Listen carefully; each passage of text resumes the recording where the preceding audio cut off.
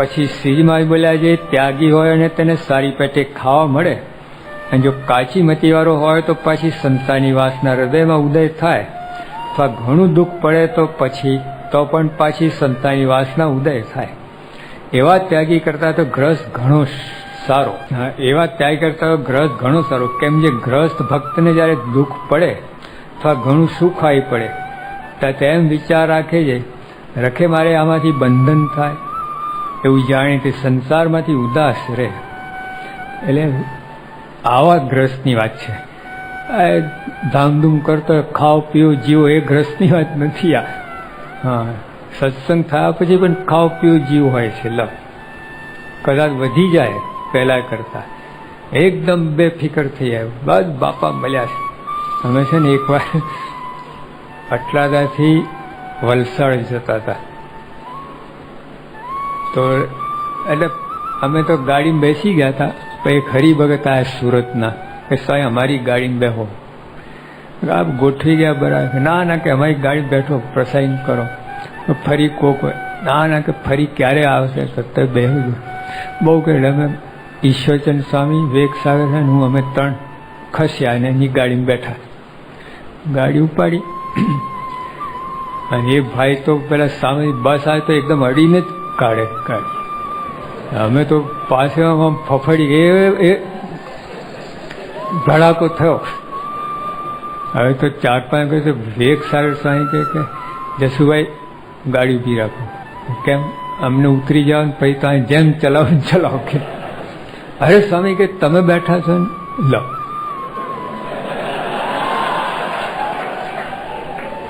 તમે એટલે ભગવાન રક્ષામાં એમ કેમ લાગે. અરે મારે કઈ ચિંતા જ નથી, ગમે એમ હાંકું તો વાંધો નહીં. પછી આગળ ચલાવી. પછી ઝીણો વરસાદ પડતો તો એમનો તો એ જ ને, એ સ્ટાઇલથી હાંકે રાખે. વિવેક સાગર મને કે આ બાપા. પછી હવે નિશ્ચિત, હવે જવા દો, જે થવાનું થશે. હવે શું કરીએ, હવે ભગવાનની ઈચ્છાથી આમની ગાડીમાં બેઠા છીએ.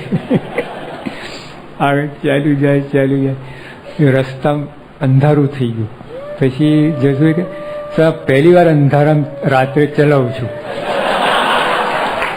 હું તો વાહ વાહ વાહ, સીધો પ્રયોગ અમારા ઉપર જ. એમ કરતા પહોંચ્યા, વલસાડ પહોંચી ગયા ભગવાનની દયાથી.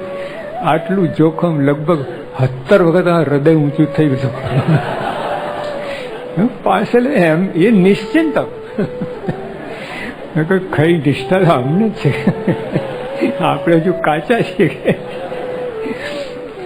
પછી અંદર જ્યાં પહોંચ્યા ને, યોગી આપા તો પોલીસ કોલેજ છે, પોલીસોની કોલેજ, ત્યાં ઉતર્યા હતા.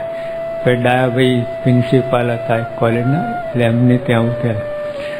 જ્યાં પેલા આ તો પોલીસનો ચોતરો હોય છે ને 4 રસ્તા ઉપર, ત્યાં ઉપર રાતનો થાય તો પોલીસો બધા જતા રહ્યા હતા. અને વરસાદ પડ્યા જ કઈ ધીમે ધીમે. ત્યાં જસુભાઈ સામે ઘોડાગાડી આવતી હતી, તેને ટક્કર મારી તો કઈ ઘોડાગાડી આમ થઈ. આમ તો જોવા ગયા જસુભાઈ, અને સામેલું ચોતરો. ઈશ્વર સામે બૂમ મારી, જસુભાઈ તમે બ્રેકને પેલા એક્સિલેટર દબાયું. સ્પીડ ડબલ થઈ, તે ધડાકો થયો, બધા તમ્મર ખાઈ ગયા. એટલે એન્જિન સામે બચે ને એને લીધે અમને બધાને કોઈ ના, પણ પેલું ભૂડ માર તો સખત વાગેલો. 2-3 મિનિટ સુધી તો ખબર નહીં ક્યાં છે ને શું થયું. વેગ સામે કંઈ કાપો પડી ગયેલો બરાબર. તો બીજનો ચંદ્ર હજુ છે. પછી આ તો ત્યાંથી પાસે જ હતું, પણ ત્યાં વેગ સામે લોહી ચાલુ નીકળ્યા કરે. વરસાદ પડે એટલે અમે ઘોડાગાડી આવતી હતી બીજી, એટલે એમાં બેઠા. થોડા આગળ તો ઘોડાનો પગ પડો તો એમ લપસ્યો, ઘોડા પાછી ઊંચી થઈ. પાછા અમે ઉતર્યા, ચાલીને જતા. ભાઈ આપણે હવે નસીબમાં નથી, ચાલીને જઈએ જે થવાનું થાય. અને ત્યારે જરા વેગ સાંજ જરા વધારે પડતું પેલું હતું, એટલે ફરી એની જ ઘોડાગાડીમાં બેઠા. ભાઈ ચાલ જે હોય આ જસુબેન ગારો બેઠા, તું હવે જે હોય. પહોંચ્યા ત્યાં યોગી બાબા રાહ જોઈને બેઠા હતા. રાતના 11 વાગી ગયેલા. બાપા 10 વાગે પડી બેઠા જ હતા. હરિયો સાહેબ વાત કરે આમ કરે સમય કાઢતા ને પછી અમે આ એકદમ ઊભા થઈને સામે મળ્યા. એ થયા આવી ગયા કે એમની સાથે જ નીકળ્યા હતા. સ્વામી તો આગળ નીકળી ગયા હતા, અમે પાછળ આવી બધી દઈ દશા. પછી સ્વામી ઓલા ડૉક્ટર કે આજ જાઓ અને જલ્દીથી આ વેક્સાન કરો. તો દવાખાને લઈ ગયા. ત્યાં પોલીસનું દવાખાનું હતું. અને ઓલો કે 3 ટાંકા લેવા પડશે. તો ઓલો જેમ મોચી જોડાશે ને એ ભાઈ રહેવા દે કે મરી ગયા કે આ વડે ટાંકા નથી લા. ના કહે યોગી આજ્ઞા કરી છે. એટલે પણ આજ્ઞા કહીએ આવી આજ્ઞા એ 3 ટાંકા એ લીધા છે ને દેખા હજુ યાદ કરે છે. દેખાડી દીધું કે બધું આવું આખું બન્યું. એ કહેવાનું કે જસુભાઈની વાત જો એમાં જ બધું આ થયું ને આગળ ટાંકા આગળ બધી વાત. તો હવે આવી રીતે ના હોય. આવી રીતે ગાફલ આપણે રહીએ ને પછી ભગવાનને રક્ષા કરવી પડે. આપણે જે આપણે કરો આપણે કરી લેવાનું. ભગવાન શું કામ છોડો છો? એટલે આપણે કાર્ય કરીએ છીએ, ભગવાન મળ્યા છે એટલે વધારે ગાફલ રહેવાય છે. વધારે ખાઓ પીઓ જીવો થઈ જાય છે. કેમ? ભગવાન મળ્યા છે, કલ્યાણ થઈ ગયું છે, ધામમાં જ બેઠા છે. લો ખાઓ પીઓ જીવોમાં ધામમાં બેઠા છે. કયા ધામમાં બેઠા એ તમે જાણો. પછી એવું ના હોય. ભગવાન સ્તન મળ્યા એટલે વધારે ખબરદારી રાખવી પડે. ત્યારે રાષ્ટ્રપતિની સેવામાં કોઈ હોય તો પછી ઓહો રાષ્ટ્રપતિ મળ્યા છે, વાંધો નહીં. હવે શું વાંધો નહીં, એક લાતમાં કાઢી મૂકશે. ભગવાન બોલતા નથી પણ તોય માર્ગ મળે નહીં તમને. કાંઈ સ્વામી બોલે નહીં, કોઈ તમને કાઢી મૂકવા નથી, કાંઈ નહીં. પછી માર્ગ તો કપાય છે તમે જેટલી ગાફલતા રાખો એટલું.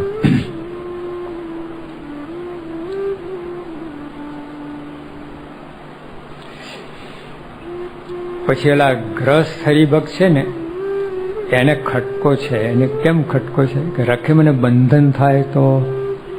હા આ ઘણો નિયમ ધર્મ વાળો છે, નિશ્ચય પણ બધું જ છે, પણ તો સાવધાની રાખે છે. એવું કોઈ ક્રિયા કરી જેમાંથી બંધન થાય અથવા કરે તો જાણપણું રાખે. આપણે ચોમાસામાં કાદવ કીચડમાં ચાલતા હોય તો ધ્યાન નથી રાખતા, લપસી ના પડાય આમ તેમ. લપસ્યા તો પડી રહ્યો છો, તમે ઊભા થઈને કપડાં બદલીને આગળ કૂચ કરીએ. તેમ આપણે આ સત્સંગની અંદર આ ગ્રસ્તની વાત કરી મારે કે એને ખટકો છે. એના મનમાં બીક રહ્યા કરે કે રખેને બંધાઈ જવું, પાછો જન્મ આવે, આ છેલ્લો જ જન્મ કરાવ છે. હા કોઈ તો બંધન થાય એવું મારે કરવું નથી. રખે મારે આમાંથી બંધન થાય એવું જાણી તે સંસારમાંથી ઉદાસ રહે છે. જો અંદર બહારથી કંઈ એને જંગલમાં નથી જતો રહ્યો, બૈરા જોઈને કાઢી મૂક્યા નથી, બધું જ છે પણ જાણપણું રાખે. જ્યારે મદારી છે ને બધા સાપ સાથે બધું કામ કરે પણ જાણપણું રાખે ને. હા ઓલા સર્કસમાં ઓલા સિંહ સાથે કામ કરાય પણ જાણપણું રાખે. હા એનો વિશ્વાસ ના કરાય, ગમે તો મચોડી નાખે. પહેલાં એક જૂનું એક સર્કસ આવતું હતું ને, મતલબ સિંહ મોઢું ફાડે ને એમાં એક છોકરી પોતાનું મોઢું અંદર નાખે. તો વર્ષો સુધી વાત, એક દિવસ સિંહે દબાઈ દીધું. લો 5-7 વર્ષ સુધી વાંધો ના, રોજ આ ખેલ થતો તો દિવસમાં 3 વખત. 5 વાર તો એક દબાઈ દીધું. વિશ્વાસ ના રખાયા. એટલે આ ગ્રસ્ત છે વિશ્વાસ નથી રાખતો. રખે બંધન થઈ જાય. જાણપણું રાખવાનું, ગાફલ નહીં રહેવાનો. મારા જે વડતાલના 20માં તો ત્યાં જનક રાજાની સ્થિતિ હોય. લો કેટલા નિર્લેપ વિદેહી કહેવાતા, પણ તો મારે કહું જનક રાજાની સ્થિતિ હોય તો પણ ધર્મ નિયમમાં રહેવું. હા મનનો વિશ્વાસ ના કરો. અને લોયાના 14માં લખ્યું મારા કે જે યોગી મનનો વિશ્વાસ ના કરે એવો યોગી મને ગમે છે. એટલે જે નિયમ ધર્મમાં જ રહે છે, આમ કે મને વાંધો નથી એવું નહીં, નિયમ ધર્મમાં રહે જ. તો એવો ભક્ત હોય, સાધુ હોય, ગ્રસ્ત હરિભક્ત હોય, એવા ગમે મહારાજને.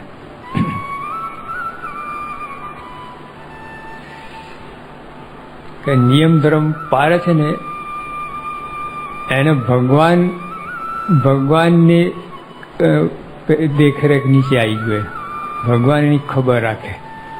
નિયમ ધર્મ નથી પાડતા, મહારાજે કહ્યું મારે લેણા કે દેણા, જાઓ ભાઈ તમે જેમ ઠીક લાગે એમ કરો, મારા અંડરમાં નહીં. તમે નિયમ ધર્મ પાળો પછી તમે ગમે એવા હો, પણ નિયમ ધર્મમાં રહો છો, મારી આજ્ઞામાં પ્રયત્ન કરો છો રહેવા માટે, બસ હું જવાબદારી તમારી લઉં છું, ઓલા નહીં.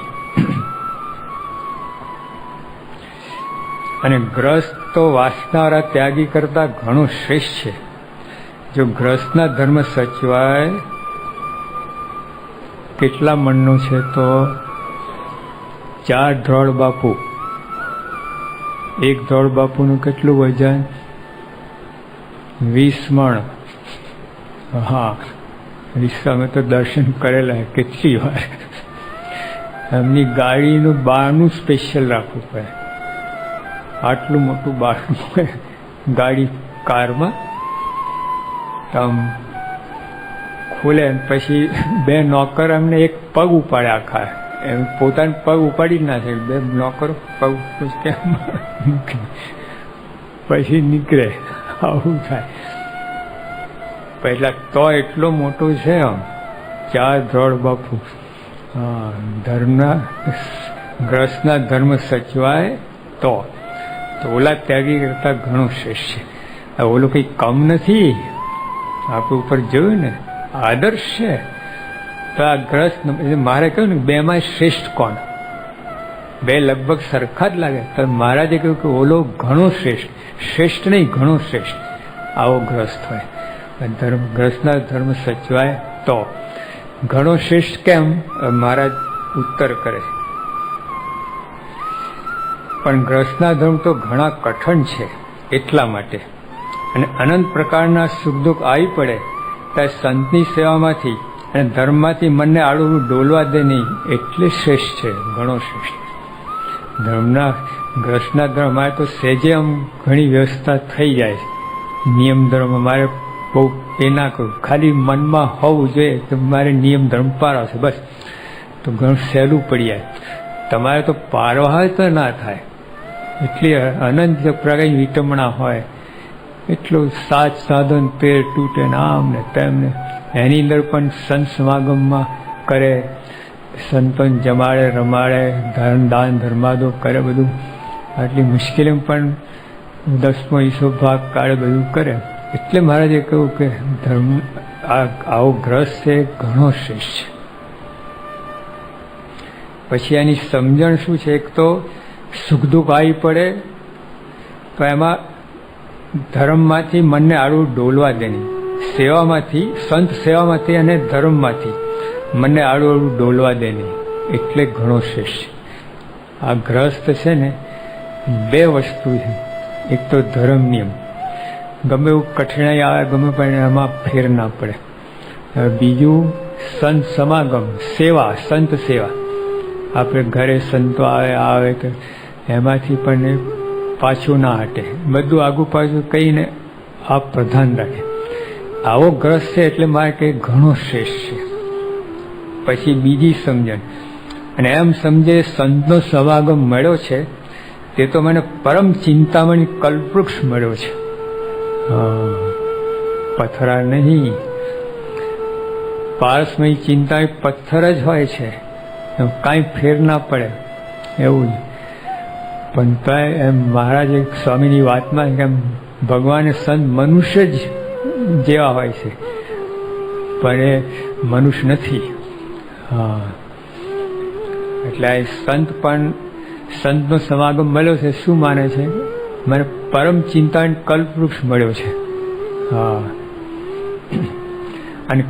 અને ધન દોલત દીકરા દીકરી એ તો સરે સ્વપ્ન તુલ્ય છે. લો આવી સમજણ હોય છે કે આવા સુધર્યું ને બગડ્યું, શું બગાડ, શું સુધરવાનું છે. અનંત આપણે સગાવાલા કર્યા છે, આપણી પહેલી વાર નથી આ. હા, તો કાકો જ કૂતરું થઈને આંટો મારતો હોય. લો બોલો શું કરો તમે? શું કરો? આરતી ઉતારો. આવો કૂતરાભાઈ, જય કૂતરાભાઈ. અરે પથરો લઈને જે ટાંગો તોડી નાખીએ, કાઉ કાઉ કરતે બે પગ વચ્ચે પૂંછડી દબાઈને ભાગે, કાકો તમારો છે તોય. હા, એટલે મહારાજી કહે છે કે ધન દોલત દીકરા દીકરી એ તો સરે સ્વપ્ન તુલ્ય છે. કાઢી ના મૂકે. જોજો ભાઈ, એ કઈ વૈરાગ ના કહેવાય. તડફડ કરે બૈરાગ મારી નાખે એ વૈરાગ નથી. ઘરમાં જ રહે, એમનું પાલન પોષણ બધું કરે, ફરજ પોતાની પૂરી બજાવે. અંદર સમજણ આવી છે કે આ તો સ્વપ્ન તુલ્ય છે. સપના ખોટા હોય છે, સાચા હોય છે, પણ એની અંદર જે બને છે એ ખોટું હોય છે. હા, સપનાની અંદર સાપ દેખાય તો હો બાપરે એમ કઈ હેઠો પડે. જો ખોટું હોય તો આવું હો બાપ બોલે ખરો? જો સિકંદર ને પોરસ બને સંવાદમાં, બરાબર કરે એકબીજાને મારી નાખ્યો, પણ તોય જાણે કે ઓલો મને મારવાનું છે જ નહીં, અને આ જાણે મારે એને મારવાનું નથી. આવું આમાં એવું નહીં. સપનામાં તો સારું સાચું જ લાગે તને. સાપ આવ્યો ને કરડો ને મરી ગયા એવું થાય આપણને. મુંબાસામાં એક સંવાદ ચાલતો હતો પ્રહલાદજીનું. તેમાં હિરણે કશિપુને પડી જવું જોઈએ ને, મરવું જોઈએ ને, ઓલો પડે જ નહીં. ઓલા પાય પડાયેલા પડી જા. ઓલો કે ના પડું કે પડદો પાડો પડ્યો, ઓલો ના પડ્યો. લો એને આંટી હતી કે હું પડી ગયું કે એ કોણ? અરે પણ અહીંયા જુદી વાત છે, અહીં પડવું જ પડે તારે. તો એ સંવાદમાં વાત જુદી છે. એટલે મહારાજ કહે છે કે ધન દોલત દીકરા કઈ સરસ સ્વપ્ન તુલ્ય છે. એટલે બધું હોય, તમે બૈરા છોકરા હોય એને પાલન પોષણ કરો, એને ખવડાવો, રમાડો, જમાડો, બધું જ કામ ભણાવો, પણ અંતર સમજણ આવી છે અંદરથી નોખામ નિર્લેપમ. જળ કમળ વ્રત, કમળ પાણીમાં રહેવા છતાંય નિર્લેપ રહેશે, સૂકો કોરો રહેશે. એમ આપણે સંસારમાં રહ્યા થકા પણ કોરા. જે અત્યારે તમે નાવ છે, નાવ વાણ 6 માઇલ દરિયો, ઊંડામાં ઊંડું 6 માઇલ છે દરિયો. આપણે 2-3 માઇલ લઈએ, સરેરાશ 2-3 માઇલ આવે. એમાં વાણ ચાલતું હોય તો પ્રશ્ન નહીં, ભલે પાણીમાં વાણ ચાલે, પણ વાણમાં પાણી આવે ને તો પ્રશ્ન થાય. તો ખાલી 10 જ ફૂટ પાણી હોય ને તો એ ડૂબે વાણ. એટલે 3 માઇલ પાણી તો ના ડૂબે. એમ આપણે સંસારમાં છીએ પણ અંદર સંસાર નહીં. હા, અંદર સંસાર આવે તો ડૂબ્યા, ફરી જન્મ આવ્યો તો ભવ વાટી ઊભી રહી.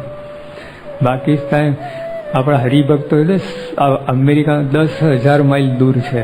લો સ્વામી જશે ત્યાં જોગ થાય, બાકી તો પહેલાં તો ક્યાં જોગ હતો.